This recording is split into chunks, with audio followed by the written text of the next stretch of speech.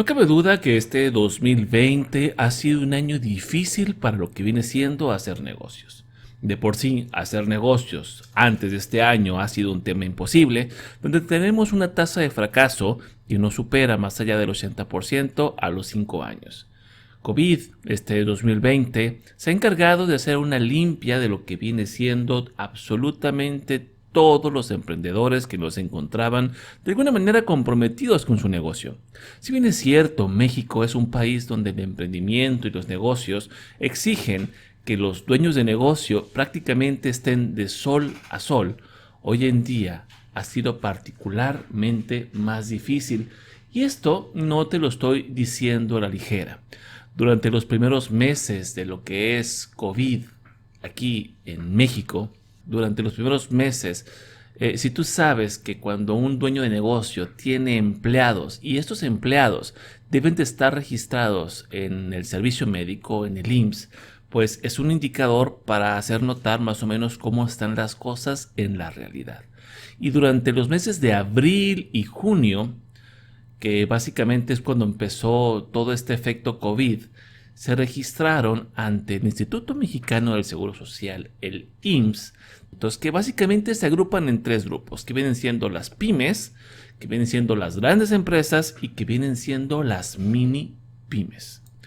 En este caso en particular, empecemos hablando un poquito de lo que es las empresas normales, que son un poco más del 90% en México, que son las empresas pymes. Son empresas que tienen entre 6 y 250 personas a su cargo y durante los primeros meses, en este caso serían los meses de abril y junio, se eliminaron 10,350 registros patronales. 10,350 registros patronales de empresas que tenían entre 6 y 250 personas a su cargo.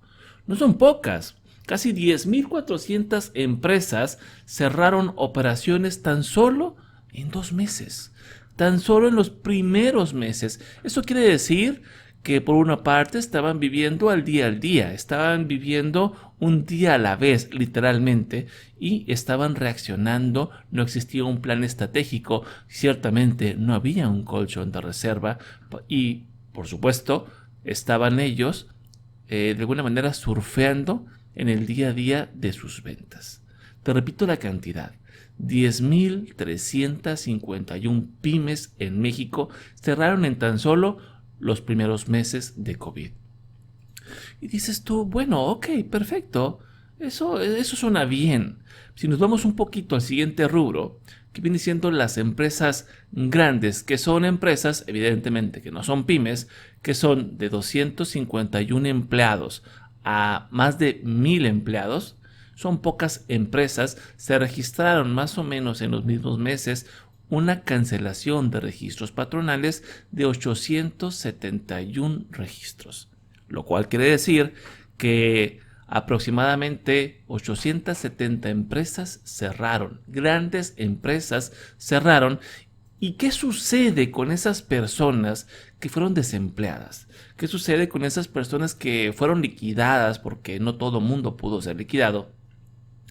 Que les dieron ese finiquito, que les dieron esos 3 meses más vacaciones, más porcentaje de navidades, más porcentaje de lo que viene siendo las utilidades.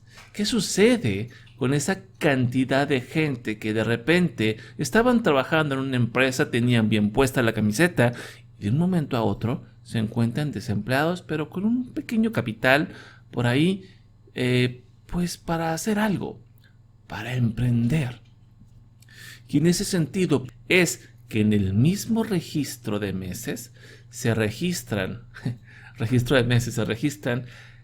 cerca de 4,000 registros en el Instituto Mexicano del Seguro Social, en el IMSS, de micronegocios, ¿sí? Micropymes, empresas que tienen menos de 5 empleados.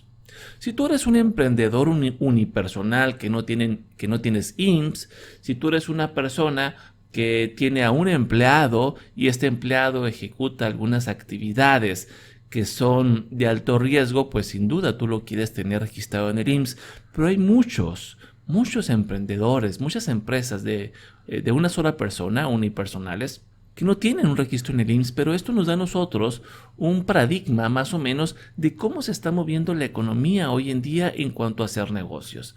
Y por si fuera poco, la miscelánea fiscal que viene para el siguiente año es todavía el ajuste de tuerca final para hacer el nicho del emprendimiento todavía más complicado. Se han autorizado por ahí algunos rubros interesantes, por ahí como en el mes de junio o julio se puso un impuesto a lo que son las plataformas tecnológicas. Es verdad que si tú pagabas Netflix, que si tú pagabas algunas compras en ciertas plataformas, tú no estabas pagando IVA. Inclusive hoy en día cuando hacemos publicidad en Facebook, nosotros no podemos deducir la cantidad que estamos invirtiendo en Facebook.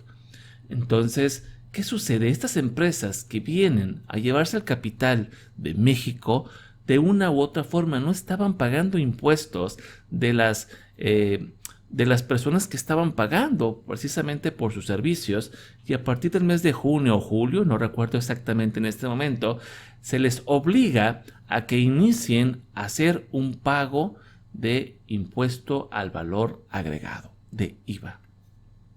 Dice así que en ese mes automáticamente me empiezan a aparecer a mí en los servicios que utilizo como una decena de servicios diferentes, lo que viene siendo un cargo adicional por concepto de IVA. Es decir, esas empresas han adicionado el IVA a lo que los usuarios estaban pagando.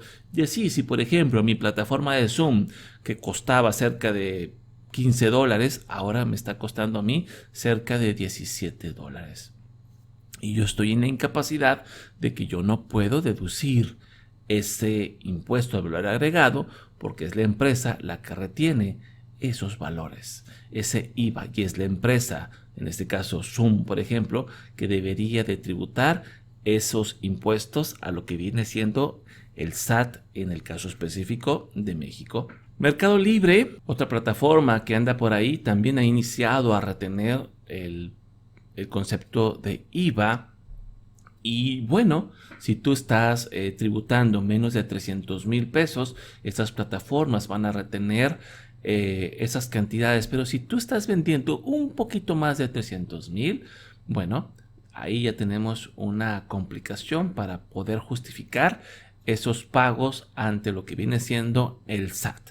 Entonces, este año 2021, que es como la cereza del pastel, ¿sí? Todos los contribuyentes, en el caso de México, que estén generando ingresos a través de cualquier plataforma digital, van a tener un ajuste en lo que viene siendo las tasas de ISR, impuesto sobre la renta. Y tú estarás pensando que esta miscelánea fiscal eventualmente no afecta a tu negocio, no afecta a tu emprendimiento, pero de una u otra forma nosotros tenemos que usar una plataforma. Si tú estás en el nicho de comida, si tú utilizas un Uber, si utilizas un Rappi, si utilizas servicios como Didi, cualquier servicio de estos, eventualmente tu negocio va a tener que absorber pagos de ISR. Asimismo, hay otro cambio que me llamó mucho la atención, en el cual ahora el SAT tiene más herramientas para poder bloquear lo que viene siendo los sellos fiscales. Es decir, si el SAT sospecha que tú estás haciendo venta de servicio de productos ilícitos, si estás lavando dinero, si estás haciendo cualquier cosa que no vaya en torno al buen uso de tu sello fiscal, es decir, la emisión de comprobantes fiscales, el SAT unilateralmente, solamente por la sospecha, puede bloquear tus sellos, por lo cual tú ya no puedes generar facturas electrónicas. Hay un procedimiento por ahí en el cual las personas pueden alegar el por qué sí deben de tener los sellos activos, pero bueno, ahora no se ocupa un juez y el SAT unilateralmente puede bloquear lo que viene siendo tus sellos fiscales, solamente por una sospecha. Ojo, una sospecha. Y otro caso, otra herramienta que le han dado al SAT, viene lo que viene siendo el bloqueo de cuentas. Verás, este es un tema muy interesante. En las asesorías que hemos dado con nosotros, con personas, hay veces que el emprendedor tiene la cuenta a nombre de otra persona, a nombre de su esposa, a nombre de su hijo, tiene varias cuentas, en fin. Ahora, en el caso de que existiese, por ejemplo, por ahí una investigación y por alguna situación ellos ocupan ver la cuenta donde tú estás depositando ese dinero, si tú no facilitas el acceso a esa cuenta, el SAT ahora también puede bloquear esa segunda cuenta. Esto quiere decir que si están investigando, por ejemplo, a un emprendedor por X razón, por X sospecha, entonces el SAT ahora puede bloquear las cuentas bancarias de tus clientes o bien las cuentas bancarias de tus proveedores. ¿Te imaginas el compromiso? Pues esto también se puede hacer sin una orden de un juez.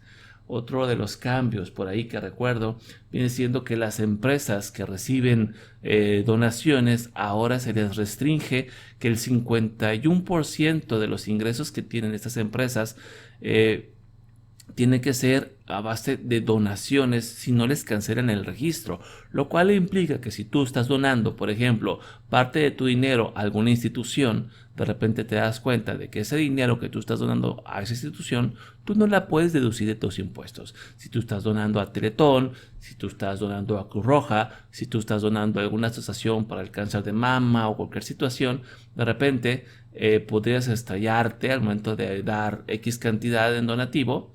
De repente dices tú, bueno, esta cantidad total la deduzco de impuestos y de repente resulta ser que esta empresa ya no tiene su registro y ese dinero tú no lo puedes deducir. Por ahí, sin hablar de lo que viene siendo la ley Nieto, que le está llamando por ahí la prensa a una ley en la cual el SAT también puede bloquear las cuentas por cualquier tipo de sospecha con respecto al uso o buen uso de tu derecho a generar facturas, hacen que ser emprendedor hoy en día, que tener un negocio hoy en día sea algo que nos absorbe a nosotros una gran cantidad de tiempo. Si el año pasado, antes de COVID, tener un negocio era sortear los pagos de impuestos, era sortear los pagos de IMSS, de Infonavit, sortear los pagos de nómina y gastos, inclusive algunos clientes hemos tenido casos de que han tenido que hacer pagos al narcotráfico, ¿sí? Pagos para que los dejen hacer negocios, así como la mafia italiana, ¿no? Pago de piso. Entonces, ¿qué sucede? A pesar de todo eso, muchos emprendedores, muchos dueños de negocio han ido sorteando el estar abiertos para de una u otra forma cumplir su sueño, cumplir sus aspiraciones de tener su propio negocio, que de alguna manera soñar con ser dueños de su tiempo y de alguna manera tener la independencia financiera que todo mundo busca. Sin duda, este 2021 va a ser un año que va a sacar lo mejor de nosotros de manera constante. Un desafío en múltiples frentes. No es para cualquiera. Ciertamente, no es para cualquiera y esto es muy importante lo que te voy a comentar. Aquí ya no se trata de probar, aquí ya no se trata de ver a ver si funciona. ¿Por qué? Porque nos va a costar tiempo, dinero y esfuerzo. Y ahorita el tiempo es un recurso que es un lujo, porque tenemos que hacer muchas cosas al mismo tiempo. El dinero es un recurso escaso porque los clientes tienen una mentalidad de que no tengo dinero. Los dueños de negocio tienen una mentalidad de que si invierto en esto no voy a tener dinero para esto u otro. Entonces, ¿qué sucede? A pesar de todo eso, como dueños de negocio, tenemos que buscar la manera de operar de manera estratégica, no reaccionar a los entornos. Si bien es cierto que el lado fiscal va a ser un poquito más estresante, el lado de las ventas va a ser más desafiante, el lado de la competencia va a ser todavía más fuerte, porque no te comenté, ¿sí? Pero de esa gente que fue desempleada, que de repente tenían un pequeño capital de trabajo, ¿sabes qué hicieron? Bueno, la empresa me enseñó a mí a hacer pizzas, entonces yo aprendí a hacer pizzas, tengo un capital de trabajo, pues bueno, voy a empezar a hacer pizzas desde mi casa. Y aquí, en esta nueva etapa, estamos generando nuevos modelos de negocio, ideas innovadoras, formas interesantes y sofisticadas, más allá del delivery, más allá del entrega a domicilio. Estamos buscando nosotros la manera de ser diferentes, únicos y de alguna manera innovadores en cuanto a los nichos que han existido toda la vida. Entonces, de las personas que fueron registradas o despedidas, perdón, han solicitado un registro ante el IMSS para micronegocios, es decir, gente que tiene de 1 a 5 empleados, se registraron en los mismos meses que cerraron las 10.400 empresas pymes que te comenté, las 870 empresas grandes en México. En el mismo periodo se registraron poco más de 4,000 nuevos micronegocios. Esas personas que saben hacer cosas, esas personas que se vieron desempleados de la noche a la mañana, lo que están haciendo es crear sus propios negocios. Algunos de ellos saben la fórmula secreta. Algunos de ellos están comprometidos con su futuro de que no tienen opción de fallar. Tiene que funcionar porque tiene que funcionar. Y están comprometidos y van a dar su mejor esfuerzo. Y si tú ahorita eres de ese grupo, no tienes nada que perder. Te estás jugando el todo por el todo. Si tú eres un negocio que ya existe, vas a luchar con esos negocios. Entonces la pregunta es, ¿cómo lo vamos a hacer?